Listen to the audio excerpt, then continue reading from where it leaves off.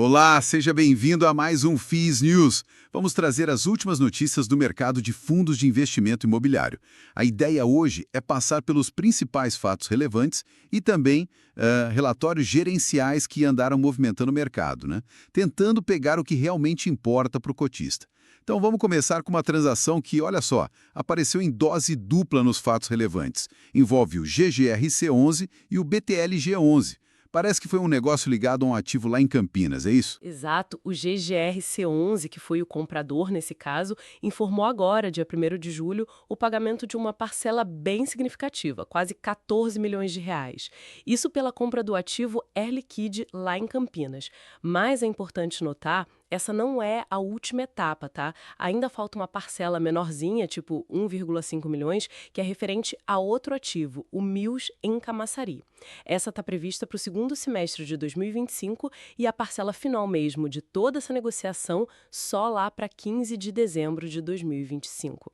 Então quer dizer, a compra ainda está sendo paga aos poucos, mas o fundo já tá colhendo os frutos, já está recebendo aluguel. Sim, e esse é um ponto bem positivo para o GGRC11. O fundo já está recebendo, olha só, 100% dos aluguéis desses imóveis desde novembro de 2024.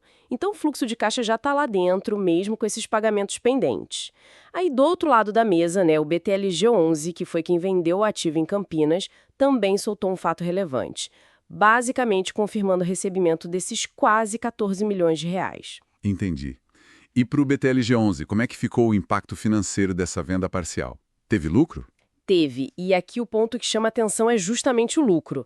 Nessa parcela específica, o BTLG11 apurou um lucro de 4,37 milhões de reais. Isso dá mais ou menos 0,10 por cota. É um ganho de capital bem relevante, né? E olha, ainda não acabou para eles também, porque ainda falta o fundo receber quase 16,5 milhões dessa venda até o finalzinho de 2025. Essa transação é um bom exemplo de como essa reciclagem de portfólio pode gerar valor direto para o cotista, né, via lucro. Interessante ver os dois lados da moeda aí. Bom, saindo um pouco das transações e entrando mais na gestão do dia a dia, vamos para os relatórios gerenciais.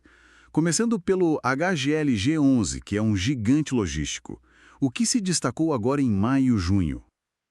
Olha, o HGLG11 distribuiu R$ 1,10 por cota em junho, um valor bem robusto. Parte disso é 0,15 líquidos por cota, veio da segunda parcela daquela venda parcial do HGLG Duque de Caxias.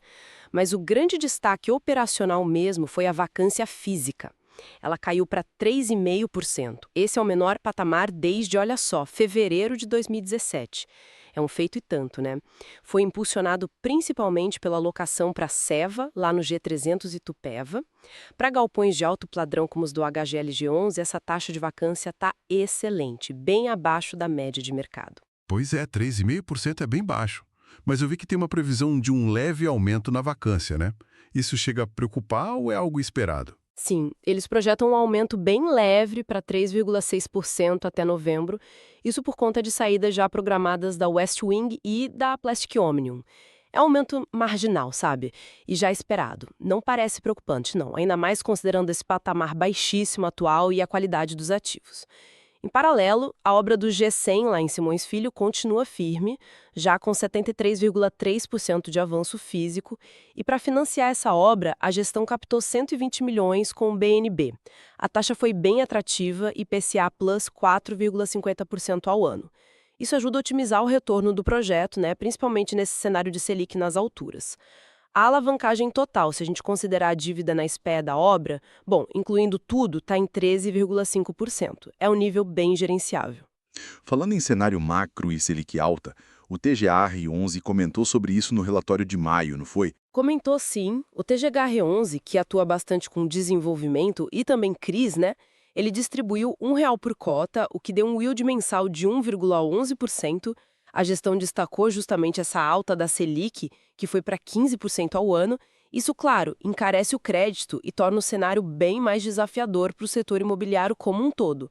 O impacta tanto a demanda por imóveis quanto a própria viabilidade de novos projetos, né? E na prática, pro TGR11, como isso afeta a carteira deles? Eles deram alguma sinalização de mudança de estratégia? Olha, o relatório mostra que eles continuam ativos na gestão da carteira de CRIs, compraram 4 operações, venderam outras 4. Normal. Quanto à carteira de equity, que são as participações nos projetos, a inadimplência está controlada, sabe? Fica ali entre 3% e 5,5%, dependendo do segmento, urbanismo, incorporação, multipropriedade. Mas justamente por causa desse cenário macro mais apertado, a gestão avisou que vai revisar o guidance de rendimentos para o segundo semestre. É um sinal de prudência, né? Um ajuste às condições de mercado que estão mais difíceis. Faz sentido, prudência é importante. E para a gente fechar essa nossa análise de hoje, vamos dar uma olhada no KOR11, que é focado em escritórios, com os dados de junho. O que temos de novo por lá? Bom, o Core 11 vai distribuir R$ 1,25 por cota, agora em julho. A reavaliação anual dos imóveis ela não trouxe grandes mudanças no valor contábil, ficou estável. Na parte de locação, tivemos notícias mistas, digamos. A vacância física caiu um pouquinho, para 9,35%, com a entrada da Liga Benefícios lá no Corporate Plaza, o que é bom.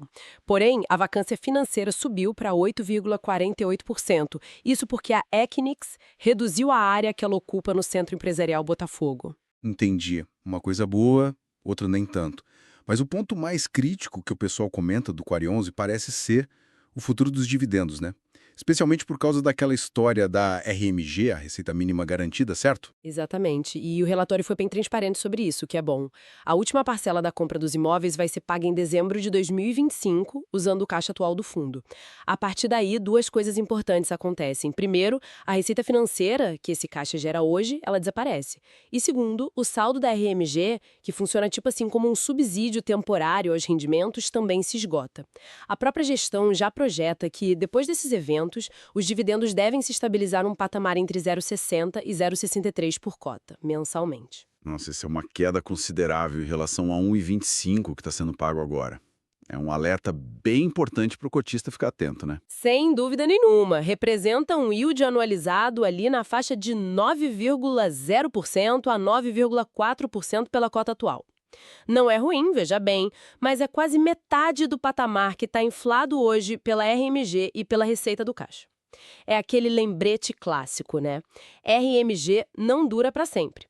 O investidor precisa sempre analisar a capacidade real de geração de caixa do portfólio para entender a sustentabilidade do dividendo no longo prazo, sabe? Não só o número atual. Ótimo resumo dos principais pontos. Cobrimos desde ganhos de capital importantes em vendas até ajustes operacionais. E, claro, esses alertas cruciais sobre a sustentabilidade de rendimentos em alguns casos.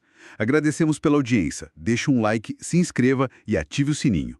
Deixe também seu comentário. Qual notícia deste episódio mais te impactou? Lembrando que a gente está no YouTube, no Spotify e também no TikTok. Até o próximo episódio. Tchau, tchau!